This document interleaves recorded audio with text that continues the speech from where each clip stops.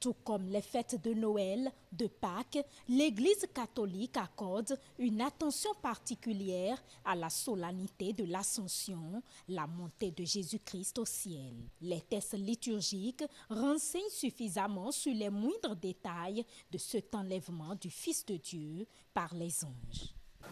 Le Seigneur, au bout d'une quarantaine de jours d'apparition à ses disciples après sa résurrection, leur a dit, je monte vers le Père et votre Père, vers mon Dieu et votre Dieu.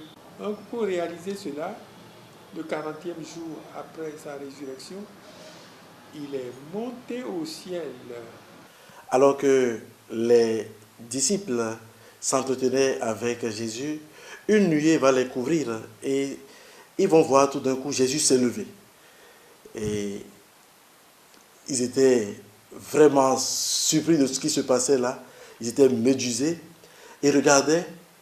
Et c'est là que deux anges vont apparaître et leur disent, hommes de Galilée, pourquoi restez-vous là à regarder vers le ciel? Comme vous l'avez vu monter, c'est ainsi qu'il reviendra. La montée du Christ vers son Père est un acte d'espérance d'une vie après la mort.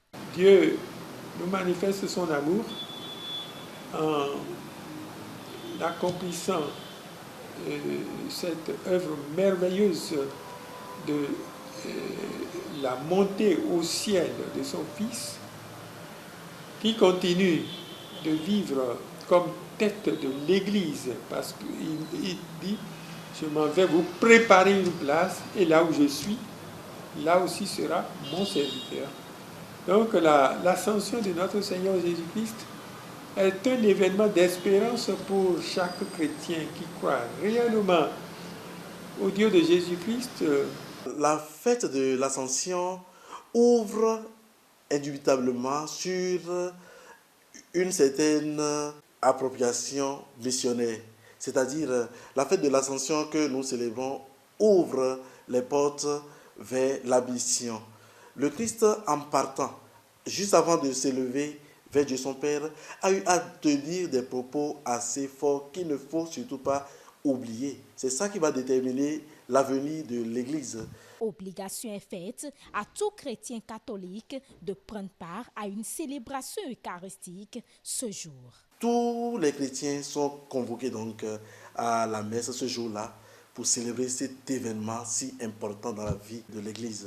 Un chrétien est pleinement disciple et témoin du Christ. Et on ne doit pas, en temps normal, attendre les solennités avant de sacrifier à son devoir chrétien. Célébrée 40 jours après Pâques, elle précède la fête de la Pentecôte qui a lieu 50 jours après la commémoration de la résurrection du Christ, soit 10 jours après l'ascension de Jésus.